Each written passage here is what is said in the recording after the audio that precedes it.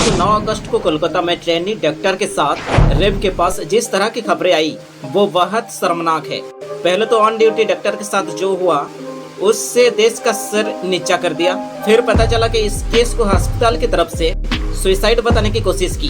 फिर ये खुलासा हुआ कि जिस बंदे ने ये किया है वो तो पुलिस का ही वॉलंटियर है। फिर किसी का बयान आता कि लड़की इतनी रात तक अकेले क्या कर रही थी।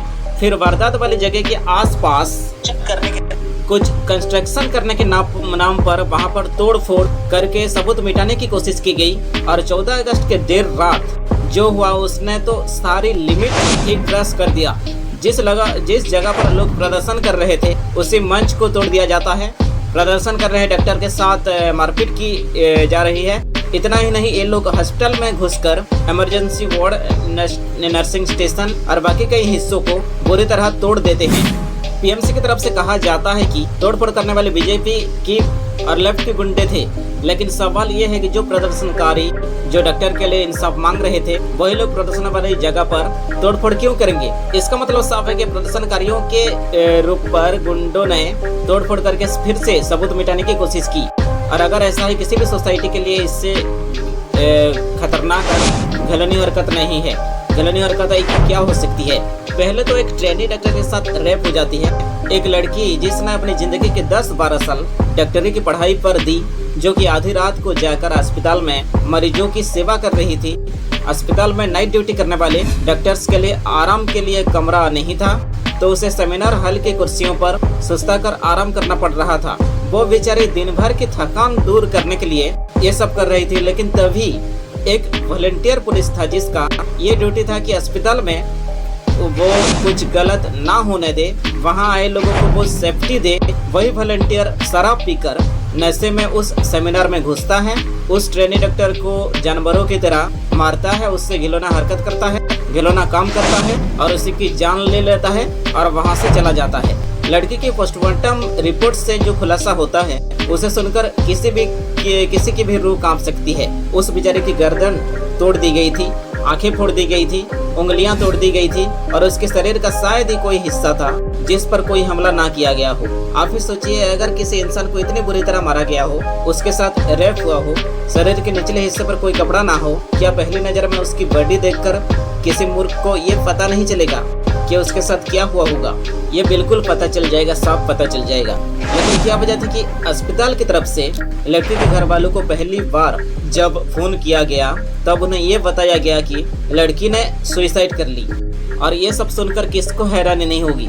एक महिला को इतनी बेरहमी से मारा गया, उसकी इज्जत लूटी गई, उसकी आंखें फोड़ दी गई और अस्पताल वालों को ये तक दिखाई नहीं दे रहा है कि उसके साथ क्या हुआ। वो उससे सुसाइड बताने पर क्यों तुले हुए थे। कोलकाता पुलिस का आज इस बात से बड़ा ईगो हर्ट हो रहा है कि लोग उन पर भरोसा नहीं कर रहे हैं। लेकिन पुलिस वालों ने घर भरोसे के लायक काम किया है। इस संजय राय पर लड़की के साथ रेप का इल्जाम लगा, उसकी क्या क्रिमिनल हिस्ट्री थी, क्या वो पुलिस को नहीं पता था। उसका 3 तलाक हो चुका था, वो अपनी बीवियों को पीटता था, उसकी बीवियों ने पुलिस तक भी पिटाई की शिकायत किए थे। क्या यह बात पुलिस को नहीं पता था। वो दारू पीता था, हिंसक पोर्न देखता था, आसपास औरतों को वो छेड़ता था। अस्पताल में एडमिशन दिलाने की बहाने वो लोगों से रिश्वत भी लेता था। मतलब जो आदमी जेल में रहना चाहिए था उसे अस्पताल की पुलिस के वॉलंटियर पोस्ट दिया गया था। उसके बाद भी इन्हें शर्म नहीं आती और पुलिस वालों को ये अफसोस हो रहा है कि लोग हम पर शक क्यों कर रहे हैं। और दूसरी बात ये रही कि संजय राय तो पुलिस के वॉलंटियर था, पुलिस डिपार्टमेंट तो था नहीं, तो किस हैसियत से वो पुलिस बटालियन की कदर में रुकता था। यहाँ तक कि जिस रात ये वो इल्जाम किया था तभी वो वापस जाकर वो घिनौना हरकत करके वो वापस जाकर पुलिस बटालियन पर ही सो गया था। क्या होता है ना दोस्तों, घर पर किराएदार भी रखा जाता है तो कानून कहता है कि भैया इसकी पुलिस वेरिफिकेशन करवा लो, कि फिर हमें ना कहना कि कुछ हो गया था। यहाँ पुलिस वाले ही अपने बंदे का पुलिस वेरिफिकेशन नहीं करवा रहे हैं। जो आदमी खुद सोसाइटी की सुरक्षा के लिए खतरा था, उसी आदमी को लोगों की सुरक्षा में रखा गया था। अभी लोग उन पर गुस्सा हो जाए पुलिस वालों को, तो पुलिस वालों को ईगो हर्ट हो जा रहा है। एक आदमी कि अगर काम कुछ शर्म की हो तो बाकी लोग अपना किरदार अगर ठीक से निभा रहे हैं तो भी आदमी तसल्ली कर ले। ट्रेनी डॉक्टर का रेप और मर्डर हो जाता है, उस पर मेडिकल कॉलेज के प्रिंसिपल पर कई घंटों तक कोई एक्शन नहीं होता। सोशल मीडिया पर प्रेशर पड़ता है तो उसे रिजाइन करना पड़ता है, मगर फिर 12 घंटे के अंदर ही उसे दूसरे कॉलेज का प्रिंसिपल बना दिया जाता है। आज तक की एक रिपोर्ट के मुताबिक मुर्शिदाबाद मेडिकल कॉलेज की एक अधिकारी अख्तर अली ने बताया था कि उन्होंने अपनी जिंदगी में संदीप घोष जैसा करप्ट आदमी आज तक नहीं देखा। ये आदमी हर काम में 20% कमीशन लेता था। पोस्टिंग से लेकर हाउस शिफ्ट तक हर काम में पैसे खाता था। ये स्टूडेंट को शराब पिलाता था। अपना भोकल बनाने के लिए बहुत सारे सिक्योरिटी अपने अस्पताल में रखा था।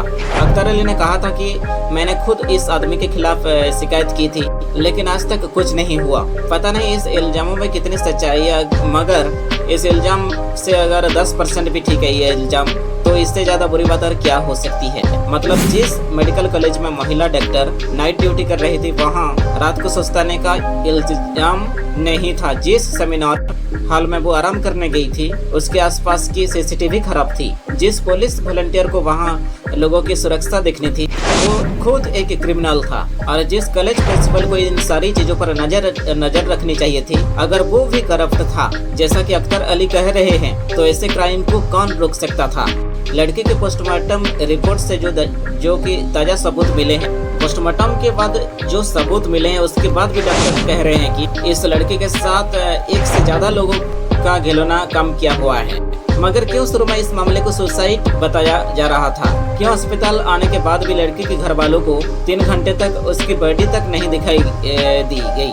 क्यों कुछ लोग गंदी जबान में ये बात बोल रहे हैं कि लड़की पूरी रात में अकेले वहाँ क्या कर रही थी? इन सारी बातों को लेकर आज लोगों पर भारी गुस्सा बनता है और होना भी चाहिए। लेकिन कुछ देश में लोगों की सोच इतनी भी सड़ चुकी है कि कितना भी बड़ा हादसा हो जाए, किसी के साथ कुछ भी हो जाए, उन्हें पहले ये देखना है कि वो घटना किस स्टेट में हुई है, जिसके साथ हुई है उसकी जाति क्या है। कोलकाता की केस में भी यही हुआ है।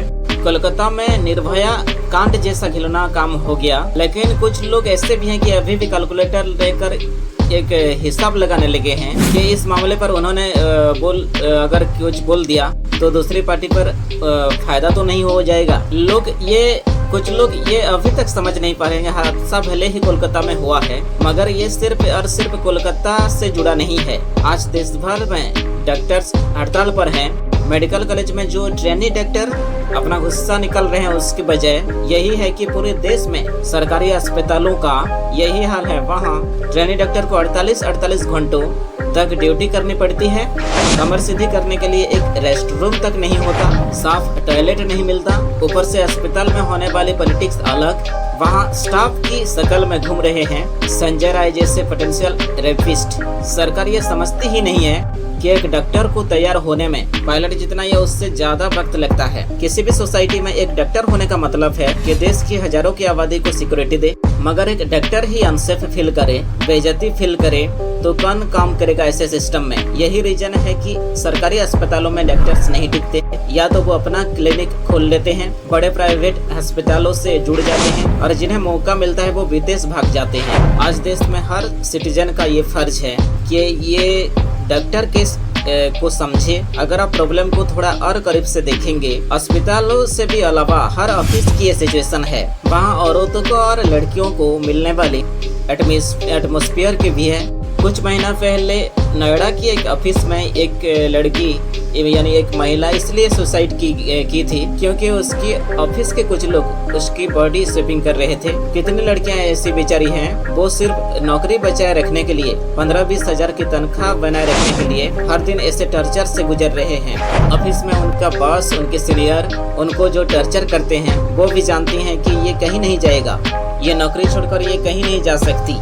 इससे पहले 2012 में निर्भया कांड के लिए जो लोगों में गुस्सा था, वो इसी माहौल के खिलाफ था। लेकिन इतने सालों में हुआ क्या? ना इतने सालों में सोसाइटी बदली, ना पुलिस के काम करने का तरीका बदला, ना ही अदालत की रवैयों में कोई चेंज आई। ऐसे मामलों में या तो पुलिस चार्जशीट दायर नहीं करती, या फिर चार्जशीट दायर हो जाती है तो बाद में कोर्ट में जाकर और टाइम मांगा जाती है। फिर कोर्ट में जब जांच की डॉक्यूमेंट नहीं पहुंचते। निचली अदालतें बार बार तारीख देती रहती है। इम्पोर्टेंट गवाहों को पुलिस अदालत में पेश नहीं कर पाती है। निचली अदालतें कार्रवाई पर स्टे करवा देती है और आरोपी जमानत मिलते ही फरार हो जाता है। जिस समाज में औरतों के लिए ऐसे हालात हो जहां उनके वर्किंग प्लेस पर सेफ ही फील ना करे, ना उनका सिस्टम उनके साथ दे, ना अदालतें तेजी से काम करे, तो वो महिलाएं कहाँ जाएं? आपकी सिस्टर या मदर 8 बजे के बाद घर आती है रात को, तो जब तक वो घर नहीं पहुंच जाती आपकी सांस खुली रहती है। आप उन्हें कहीं अकेला नहीं भेज सकते। वो पब्लिक ट्रांसपोर्ट में सेफ नहीं है, वो वर्क प्लेस में सेफ नहीं है, वो सोशल मीडिया पर बोली की जाती है। आप बोल सकते हैं कि जितना बोला जा रहा है उतनी हालात भी नेगेटिव नहीं है, लेकिन इस सिचुएशन का अर्थ क्या है, इसका सही जवाब एक लड़की, एक औरत, आपकी माँ और आपकी बहन ही दे सकती है। बाकी उम्मीद करते हैं कोलकाता में जो अफसोसजनक हादसा हुए हैं वो पूरी सोसाइटी के लिए एक सबक बने। वर्क प्लेस में फीमेल स्टाफ की सिक्योरिटी को लेकर और अवेयरनेस आए। ऑफिसों में स्टाफ रखने से पहले उन लोगों का प्रॉपर बैकग्राउंड चेक किया जाए ताकि दोबारा ऐसे हादसे ना हो।